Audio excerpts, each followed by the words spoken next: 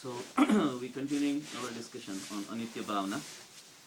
That's the first of the 16 bhavanas that Jimchandra Maharaj is going to talk about. And he's been saying that all the objects, all the possessions that we acquire, it gives you only momentary pleasure, and the pleasure itself does not last long, the objects don't last long. So our attachment, the whole idea of letting us know that all these things are momentary, is to really take our focus out of our attachment to the objects. So once we realize that this is not going to last long, you take your mind off those objects and then you put it somewhere else. So that's the whole idea. So, and he says not only the objects and your possessions are not going to last long, even your body is not going to last long, that someday the death is going to creep up. In fact, death is already creeping up. The moment you're born, the process of death has already started. Yeah, that's true. So, but we never think about all these things, and that's where the problem comes in. So we always think we have time, we have time, we have time. But the life that we have come into existence, and we are given the opportunity to have all these senses to perceive this beautiful world and the creation of the God, we should be able to see this, appreciate it, and see the drama and the magic of this beautiful world, and just leave when the time comes. So if we are prepared for the death, it does not bother us. So one way of preparing us is to make us realize that everything is anitya, and that's why the Anitya Bhavana is important. Because the next Bhavana is going to be Asharan Bhavana. Anitya Bhavana is the time limitation, and Asharan Bhavana is the limitation of capacity. Like, because they're going to talk about Asharan means all the objects that your mind is attached to and think that this is going to be with us forever, and it's not going to be with us forever. So it just shows the time is going to come at some point where either the object is going to deteriorate, the pleasure that is being derived from the object is going to deteriorate, or you are going to deteriorate at some point, and your capacity to enjoy that pleasure is going to deteriorate. So you're trying to hold on to something which is continuously changing at both the ends, or multiple ends, I would say. The object itself is deteriorating. The same beer that gives you a good time, you keep it sitting there and come back 2 days later or 2 hours later even, is not the same. Or you start your work and then somebody comes and gives the same beer because your mindset is different. So all these things have continuous variability. So you're almost like walking on a jello. And yet you're trying to maintain the balance. It's impossible. So by realizing all this Anitya Bhavana, it's the time element. Because time is the biggest thing.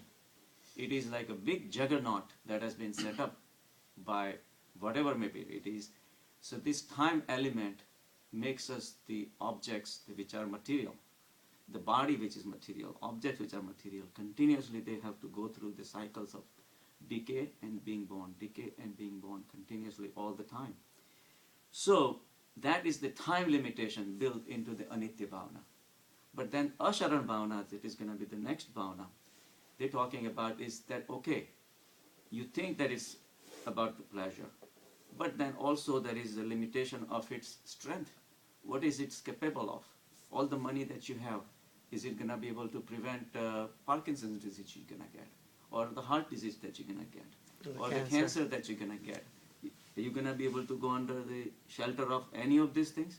At that time, your $1 million mansions are not going to be not going to save you. So that's going to be the next bhavana. But everything basically is meant to take your mind away from all this material world, including your own body.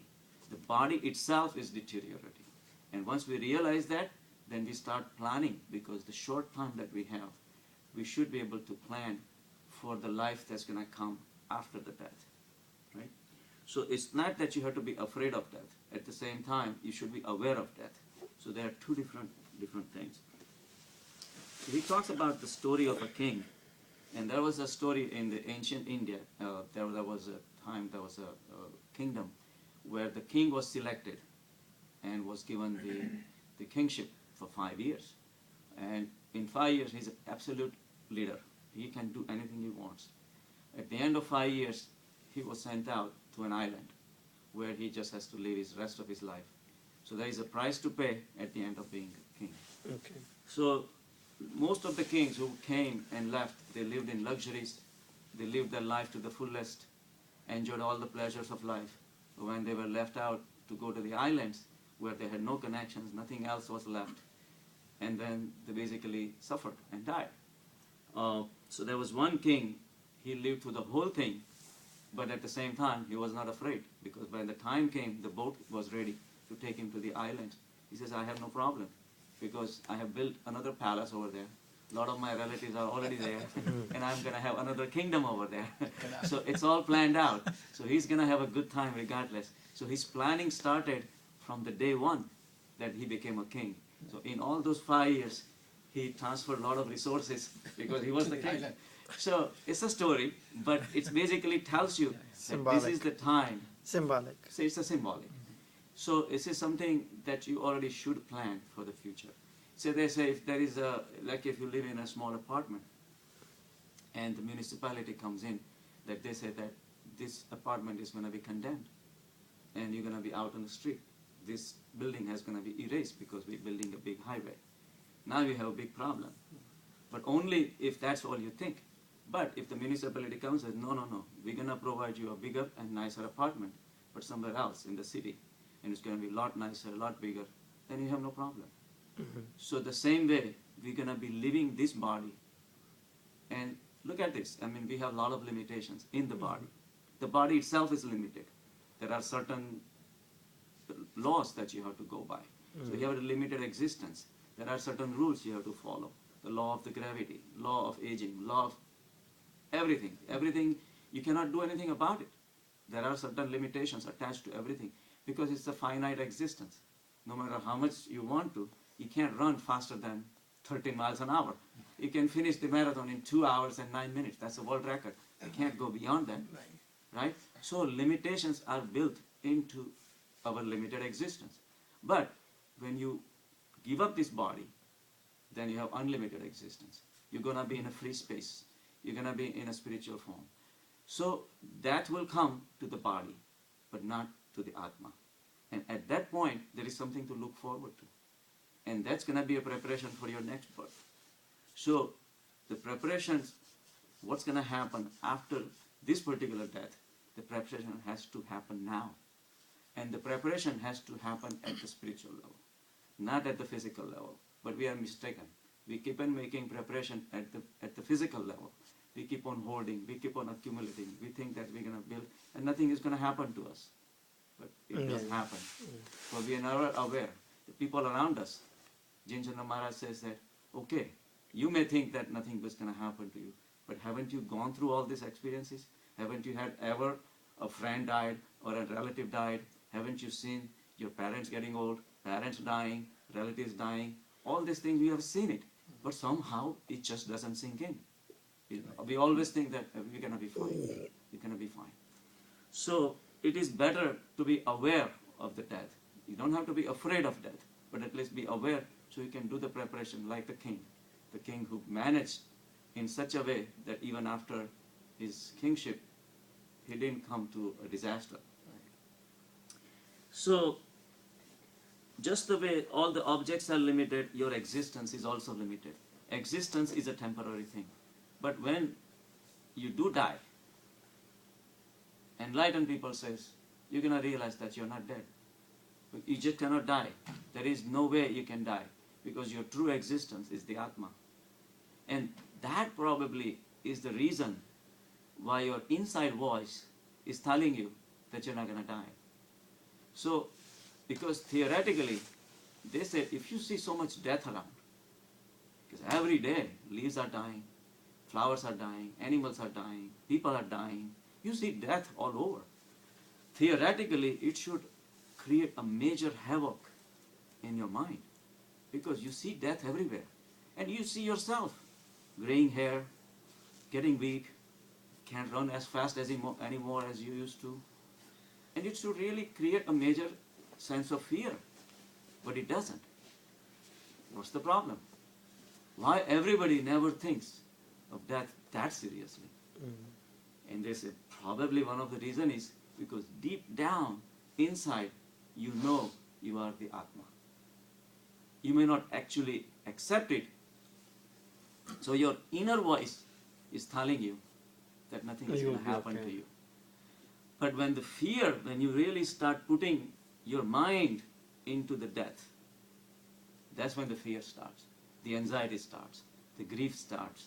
And then you want to make the best while you are here and this and that. So all that greed and anxieties and the fear, that again the play of the mind. But if you really listen to your deep inner voice, the fearlessness is always there. And that's why we wake up in the morning and we're ready to do this, ready to do that, ready to do that. And we don't think that one day has gone out of our life. Otherwise, if you really think about death in a negative way, you cannot live. But God has built into it. So somehow your inner voice is telling you, and that's probably the psychological reason behind it, that your inner Atma is telling you, and that's your inner voice. So yes, you should believe that you're not going to die, but the physical existence is going to be limited.